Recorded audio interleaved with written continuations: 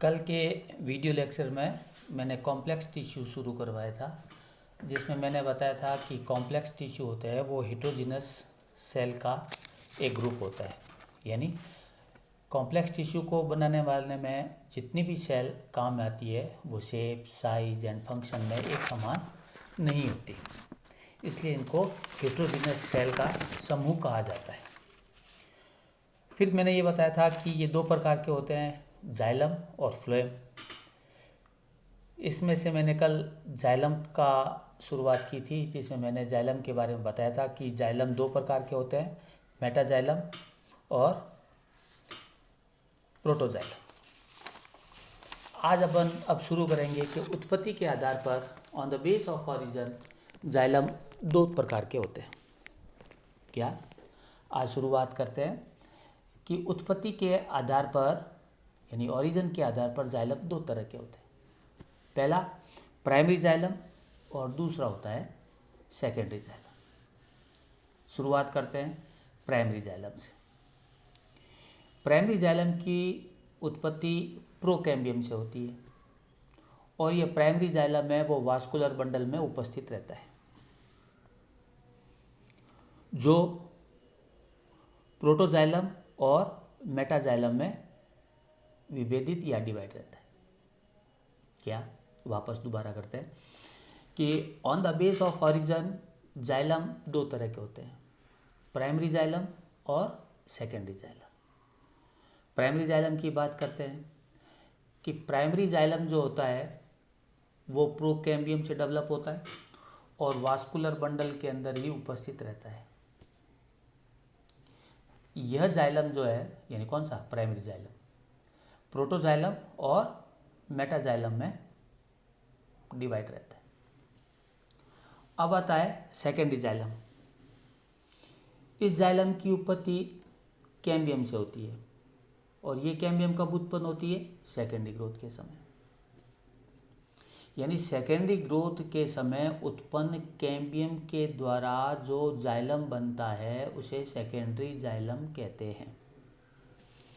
Secondary xylem के बनने से प्रोटोजाइलम धीरे धीरे विघटित होने लगता है तथा मेटाजाइलम भी कार्यहीन हो जाता है। क्या सेकेंडरी जाइलम क्या हुआ कि सेकेंडरी जाइलम का निर्माण कौन करती है? कैम्बियम, जबकि प्राइमरी जाइलम का निर्माण कौन करती है? कि procambium. Primary xylem procambium, secondary xylem cambium. यह कैम्बियम कब बनेगी? कि सेकेंडरी ग्रोथ के समय। यानी सेकेंडरी ग्रोथ के समय जो कैम्बियम बनती है उसके द्वारा जो जाइलम बनता है उसे सेकेंडरी जाइलम कहते हैं। सेकेंडरी जाइलम के समय निर्माण के समय प्रोटोजाइलम और मेटाजाइलम दोनों ही विघटित होकर कार्यहीन हो जाते हैं और केवल सेकेंडरी जाइलम ही बनता रहता है। ये तो हो गया उत्पत्ति के आधार पर। तो जाइलम का टाइप ऑफ जाइलम कितने कि दो, प्रोटोजाइलम और मेटाजाइलम। फिर होता है on the base of origin के जाइलम दो प्रकार के, प्राइमरी जाइलम और सेकेंडरी जाइलम। अब आता है एलिमेंट्स ऑफ जाइलम। प्रत्येक जो जाइलम होता है वो चार प्रकार के एलिमेंट से मिलकर बनता है। पहला कौन सा? ट्रैकिड्स, वेसल्स, जाइलम पैरेन्काइमा और जाइलम फाइबर। वापस इसको रिपीट कर देता हूँ। एलिमेंट्स ऑफ जाइलम, प्रत्येक जाइलम है वो चार एलिमेंट से मिलकर बनता है। पहला ट्रैकिड्स, दूसरा वेसल्स, तीसरा जाइलम पैरेन्काइमा और चौथा जाइलम फाइबर। अब एक एक करके इसका वर्णन करेंगे। क्या सबसे पहले आता है ट्रैकिड्स। प्राइमरी जाइलम की ट्रैकिड्स का निर्माण प्रोकैम्बियम से होता है। सेम वही बात कि प्राइमरी जाइलम का निर्माण कौन करेगा? कि प्रोकैम्बियम का।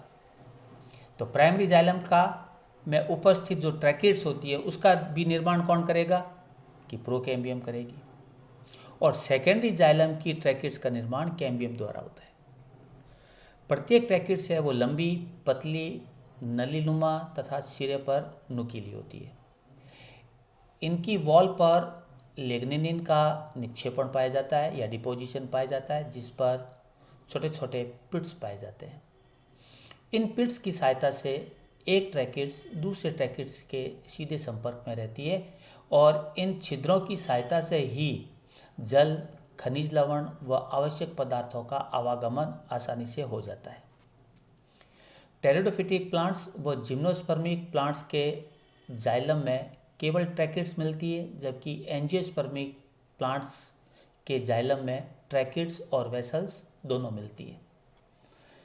इन ट्रैकिड्स का प्रमुख कार्य वाटर कंडक्शन यानी जल का संवहन के साथ साथ यांत्रिक दृढ़ता यानी मैकेनिकल सपोर्ट प्रदान करना भी होता है। अगर हम किसी प्लांट की टीएस में ट्रैकिड्स को देखें तो ये टेट्राहेड्रल से पॉलीगोनल प्रकार की दिखाई देती है। तो ये हुआ ट्रैकिड्स का वर्णन। इसको एक बार वापस समरी कर देता हूँ कि जो ट्रैकिड्स है यानी प्राइमरी जाइलम में जो ट्रैकिड्स है वो प्रोकैम्बियम से और सेकेंडरी जाइलम में जो ट्रैकिड्स है वो कैम्बियम द्वारा निर्मित होती है। प्रत्येक ट्रैकिड्स है वो लंबी, पतली, संकरी तथा सिरे पर नुकीली ट्यूब लाइक संरचना होती है। इनकी वॉल पर लिग्निन का जमा होता है जिसके कारण ये मृत होती है।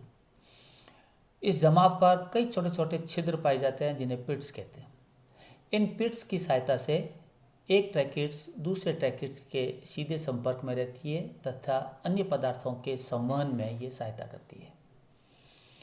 टेरिडोफिटिक प्लांट्स व जिम्नोस्पर्मिक प्लांट्स में केवल ट्रैकिड्स मिलती है, जबकि एंजियोस्पर्मिक प्लांट्स में ट्रैकिड्स और वेसल्स दोनों मिलती है। इन ट्रैकिड्स का प्रमुख कार्य वाटर कंडक्शन तथा मैकेनिकल सपोर्ट यानी यांत्रिक दृढ़ता प्रदान करने का कार्य करती है। टीएस सेक्शन में यदि अपन को ट्रैकिड्स को पहचानना हो तो ये पॉलीगोनल से टेट्राहेड्रल प्रकार की दिखाई देती है। बाकी के जो एलिमेंट्स है वो नेक्स्ट वीडियो लेक्चर में करेंगे। ठीक है भाई।